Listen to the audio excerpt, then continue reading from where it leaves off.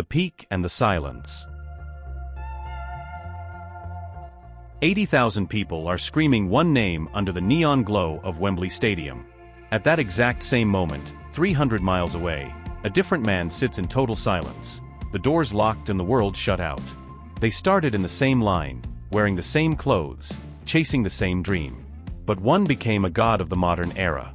The other became an oracle, distant, private, and impossible to fully read. What did Harry Styles understand about the cost of fame that Zayn Malik simply couldn't accept?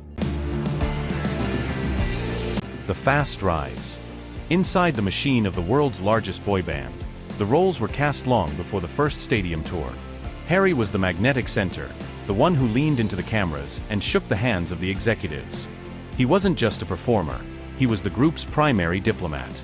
He learned to navigate the chaos by becoming an essential part of it. Zayn was the technical powerhouse, the voice that provided the group's sonic edge. But while Harry moved toward the light, Zayn retreated into the shadows of the tour bus. The industry labeled him the mysterious one, a marketing tactic that conveniently masked a growing fundamental friction. To the public, they were a unified front. To the inner circle, they were two very different assets. Harry began building a network that extended far beyond the stage. He was seen at high fashion events and in the company of industry titans, quietly planting seeds for a future that didn't require 4 other people. He was playing a long game that required constant visibility. Zayn, meanwhile, was becoming a prisoner of his own success. The more the world demanded of him, the less he seemed willing to give. By the time they reached their 3rd world tour, the momentum was undeniable, but the trajectories had already split. One was preparing to transcend the group. The other was just trying to survive it. The turning point. In March 2015, the facade finally cracked in a hotel room in Hong Kong. Zayn Malik's decision to walk away mid-tour wasn't just a PR crisis, it was a rejection of the industry's terms. He chose to trade the most powerful marketing machine in the world for distance, and the hope of control. The industry viewed this as a betrayal of the brand, but for Zayn, it was a survival tactic. He framed his exit as a quest for normality, a move that humanized him to his fans, but quietly stripped him of his momentum. By stepping out of the light, he inadvertently surrendered his seat at the table where the next decade of pop music would be decided. While the world watched the fallout of the departure, Harry Styles made a decision that was far less loud but infinitely more calculated. He didn't follow Zayn out the door, and he didn't rush to replace the space Zayn left behind. Instead, he decided to stay and become the face of the remaining 4. This was the moment Harry realized that the band was no longer a destination, but a launchpad. While the group finished their final obligations, Harry was quietly aligning himself with the architects of the old world, legendary rock managers and high fashion houses. He was positioning himself inside the institutions that decide who lasts. The importance of this moment was overlooked because it looked like loyalty. In reality, it was a strategic pivot. Zayn had burned the bridge to find peace. Harry stayed behind and remodeled it to suit his own future. By the time the band announced their hiatus, the power dynamic had permanently shifted. Zayn was an outsider trying to fight his way back in on his own terms. Harry was already the apparent successor, moving through the industry with the full weight of the establishment behind him. One had sought freedom from the system, the other had learned how to own it. The spiral. The immediate aftermath of the split looked like a victory for the rebel. Zayn's debut solo single hit #1 in dozens of countries, proving that his voice was enough to sustain a career. But the success came with a condition he hadn't accounted for.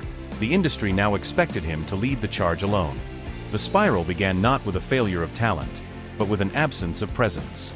A major headlining slot at London's Wembley Stadium was cancelled at the last minute, one of several moments that reshaped how the industry viewed him. Then a show in Dubai.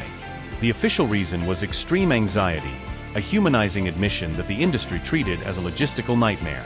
In the world of high-stakes pop, reliability is the only currency that matters. When the live performances stopped, the promotional machine slowed to a crawl. Within an industry built on predictability, he began to be treated less like a superstar and more like a risk. Without the ability to tour, the massive financial engine required to keep an artist at the top began to dismantle itself. While Zayn was retreating, Harry was expanding.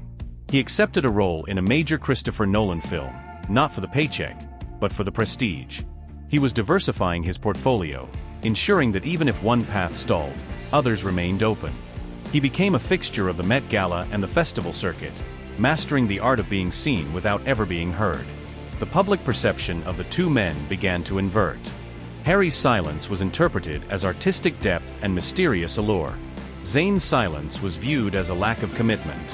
One was seen as curated, the other was seen as compromised. By his second and third albums, Zayn had become a studio-only artist in an era that demanded a 24-hour performance.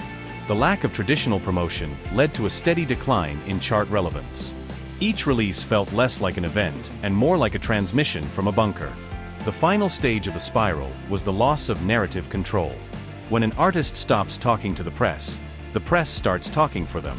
Without a public-facing career to anchor his reputation, the headlines shifted exclusively to his personal life and legal disputes. He had successfully escaped the boy band, but in doing so, he had lost the protection of the very machine that made him.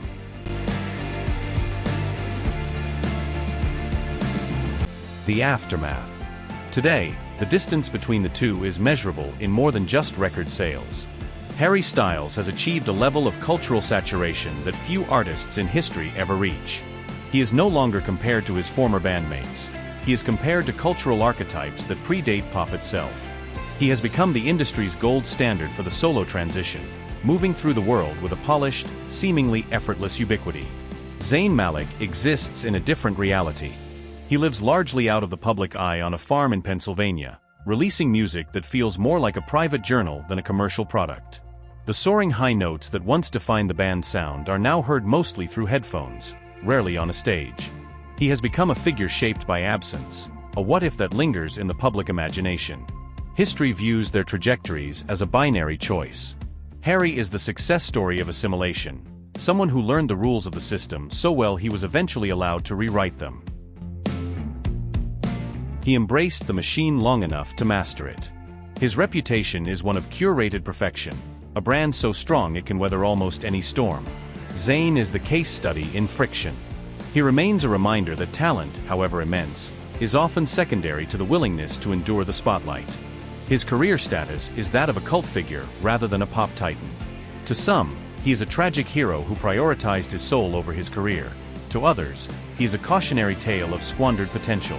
The tension between them remains unresolved because their goals were never truly the same. Harry Styles wanted the world, and he got it. Zayn Malik wanted to be left alone, and eventually, the world complied. One man found his voice by speaking to everyone. The other found his by retreating until only those listening closely could hear him.